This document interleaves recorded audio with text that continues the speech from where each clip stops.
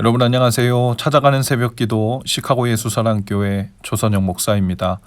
오늘도 변함없는 주님의 은혜와 평강이 저와 여러분의 삶의 종일 풍성하기를 기도합니다. 오늘 말씀은 사무엘하 7장 8절에서 15절까지 말씀입니다. 제가 읽어드리지요. 그러므로 이제 너는 나의 종 다윗에게 전하여라. 나 만군의 주가 말한다. 양떼를 따라다니던 너를 목장에서 데려다가 내 백성 이스라엘의 통치자로 삼은 것은 바로 나다. 나는 내가 어디로 가든지 언제나 너와 함께 있어서 내 모든 원수를 내 앞에서 물리쳐 주었다.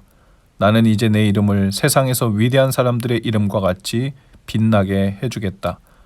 이제 내가 한 곳을 정하여 거기에 내 백성 이스라엘을 심어 그들이 자기의 땅에서 자리 잡고 살면서 다시는 옮겨 다닐 필요가 없도록 하고 이전과 같이 악한 사람들에게 억압을 받는 일도 없도록 하겠다.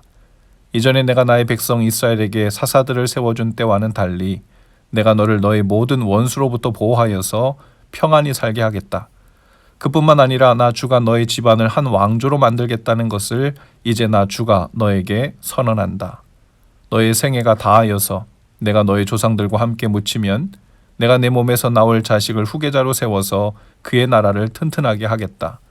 바로 그가 나의 이름을 드러내려고 집을 지을 것이며 나는 그의 나라의 왕위를 영원토록 튼튼하게 하여 주겠다. 나는 그의 아버지가 되고 그는 나의 아들이 될 것이다. 그가 죄를 지으면 사람들이 저의 자식을 매로 때리거나 채찍으로 치듯이 나도 그를 징계하겠다.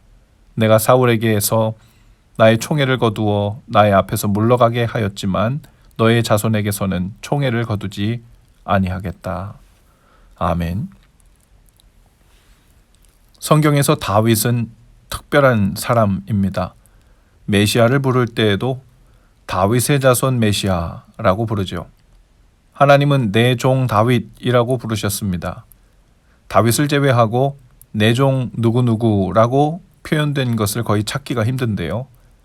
구약 성경뿐 아니라 신약 성경까지 통틀어 다윗이라는 말이 무려 800번이나 나옵니다. 다윗은 구약 성경 다윗 왕조 시대에만 등장하는 것이 아니라 그 후로 계속해서 장차 오실 메시아와 관련하여 등장하죠. 하나님은 정말 다윗을 좋아하셨습니다. 하나님이 기뻐하시는 사람이었습니다. 사도 바울은 다윗이 하나님의 마음에 합한 사람이라고 했죠. 여러 이유들을 추측해 볼 수 있는데요. 다윗은 겸손했습니다. 사실 다윗은 체구가 작았는데 그래서 외모로 보면 왕을 뽑는 면접장에 오지도 못할 만큼 왕제로서는 준수하지 못했죠. 아버지 이새가 보기에도 아들 다윗에게는 양이나 지키라고 할 정도였죠. 또 다윗은 신의가 있었습니다. 요나단을 친구로 삼았고 요나단의 유언을 따라 자신을 위험하게 할 수 있는 대적의 가문임에도 불구하고 요나단의 아들인 무비보셋을 살리고 왕의 식탁에서 함께 식사를 하게 하고 재산을 돌려주는 등 그 약속을 다 지키지요. 성품 면에서는 장점이 더 많지만 오늘 본문은 다윗이 하나님께 이전까지는 비교도 할 수 없는 엄청난 은혜를 입는 장면을 기록하고 있습니다. 단순히 생명을 보존해 주시고 전장에서 싸워 승리하게 하시고 광야에서도 적진에서도 도울 자를 보내셔서 편이 되어 주시는 정도가 아니죠. 하나님은 이제 다윗으로 하여금 시간을 초월하여 영원토록 지속되는 영광을 누리게 하시고 빛나게 하실 거라고 하십니다. 바로 메시아의 조상이 되게 하시죠. 하나님은 아브라함의 아들 이삭을 번제로 바치는 믿음을 드렸을 때 아브라함을 축복하시고 메시아를 약속하셨는데요. 그리고 오늘 본문에서 다윗이 하나님께 성전을 지어드리고자 했을 때 하나님은 다윗을 한껏 축복하시고 또 메시아를 또다시 약속하십니다. 그래서 성경에서는 예수님을 가리켜 말할 때 아브라함과 다윗의 자손이라고 말을 하죠. 다윗이 성전을 짓겠다고 하던 그날 밤에 주님은 나단 선지자를 통해 다윗에게 가서 전하라고 합니다. 하나님은 자신을 위하여 성전을 짓는 것에 감동했습니다. 하나님은 어린아이같이 좋아하셨죠. 하나님은 먼저 그동안 다윗에게 베푼 은혜를 알게 하십니다. 양떼를 따라다니던 다윗을 목장에서 데려다가 주님의 백성 이스라엘 통치자로 삼은 것이 바로 여호와 하나님이라고 말씀하시죠. 또 다윗이 어디로 가든지 언제나 다윗과 함께 있어서 다윗의 모든 원수를 그 앞에서 물리쳐 주신 것도 하나님이셨음을 알게 하십니다. 골리앗도 물리쳐 주시고 사울도 물리쳐 주시고 블레셋도 물리쳐 주셨습니다. 그리고 왕으로 삼으셨죠. 이제 하나님은 다윗에게 전혀 다른 차원의 새로운 약속을 하시는데요. 하나님은 이제 다윗의 이름을 세상에서 위대한 사람들의 이름과 같이 빛나게 해주겠다고 약속하십니다. 자손 대대로 다윗을 존경하게 하시죠. 12절에 보면 다윗의 생애가 다하여서 다윗이 그의 조상들과 함께 묻히면 그 몸에서 나올 자식을 후계자로 세워 그 나라를 튼튼하게 하시겠다고 하십니다. 그가 하나님의 집을 지을 것이고 그가 바로 솔로몬입니다. 하나님께서는 분명 다윗의 왕국을 영원히 경고케 하신다고 하셨습니다. 하지만 사람 솔로몬 왕국은 영원히 경고할 수 없었습니다.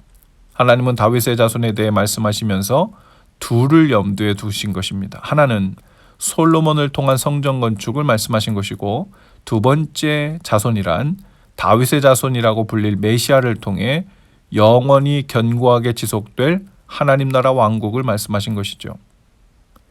다윗이 하나님의 전을 건축한다는 것이 얼마나 하나님을 기쁘시게 했던 것일까요? 물론 단순히 하나님께서 물리적으로 거하실 처소가 없어서가 아니었습니다. 그동안은 하나님께서 이스라엘 백성들을 구하시고 인도하시고 살피시면서 그 곁에 계셔 주셨는데요. 그건 하나님 편에서였습니다.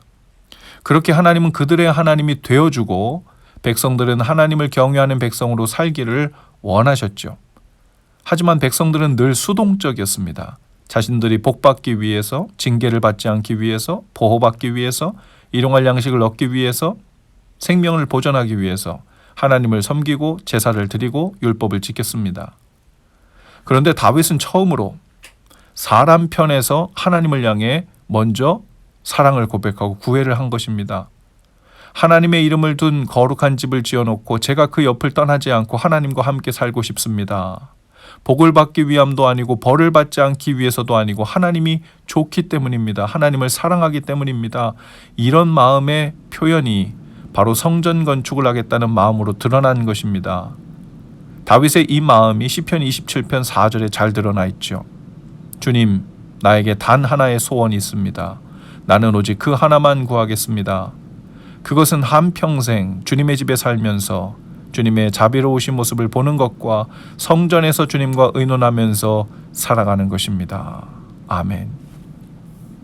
자녀가 부모에게 드릴 수 있는 최고의 선물이자 가장 큰 기쁨과 감동이라면 자동차나 집이나 황금 같은 선물이 아니죠. 평생 사랑하는 부모님과 떨어지지 않고 함께 살고 싶다는 마음일 것입니다. 율법을 통해 복받기를 원했던 이스라엘 백성들과는 달리 다윗은 처음으로 하나님 존재 자체를 기뻐하고 그분을 보물로 생각한 사람이었습니다. 그 서로를 사랑하고 위하는 다윗의 마음이 바로 하나님의 마음과 이심전심이었죠. 그때부터 하나님은 다윗의 자손과 특별한 관계를 시작하십니다. 하나님과 백성 관계가 아니라 아버지와 아들 관계로 전환하겠다고 하시는 거죠. 그 말은 하나가 된다는 말입니다. 허물과 죄를 포함한 그 존재 자체를 통째로 받으시는 관계로 전환하시겠다는 의미죠. 엄청난 영적인 변혁이 일어나는 순간입니다. 오늘 하나님을 향한 우리의 최고의 찬양과 기도가 그렇다면 어떻게 되어야 할까요? 하나님의 위대하심과 전능하심을 찬양도 해야겠지만 하나님을 기뻐하고 그분과 함께 사는 것을 즐거워하며 최고의 소원으로 삼는 것입니다. 그것보다 하늘아버지를 기쁘게 하는 기도, 찬양, 영광은 없을 것입니다. 오늘 하루 종일 주님과 함께 동행하며 그분 안에 사는 것을 기뻐하고 마음껏 기도로, 찬양으로 고백하고 표현하시면서 다윗처럼 하나님이 기뻐하시고 마음에 합한 자로 더욱 새로워지시길 주님의 이름으로 축복합니다. 기도합시다. 주님, 주님을 사랑합니다. 오늘도 주님과 동행하면서 주님의 마음을 더 알아가며 주님 뜻 안에 거하는 것이 우리의 최고의 소원입니다. 저희도 다윗처럼 주님의 마음에 합한 자로, 기뻐하시는 자로 온전히 서는 날 되게 하옵소서. 예수님 이름으로 기도합니다. 아멘. 여러분, 오늘도 예수 사랑으로 화이팅입니다. 내일 아침에 다시 찾아뵙지요.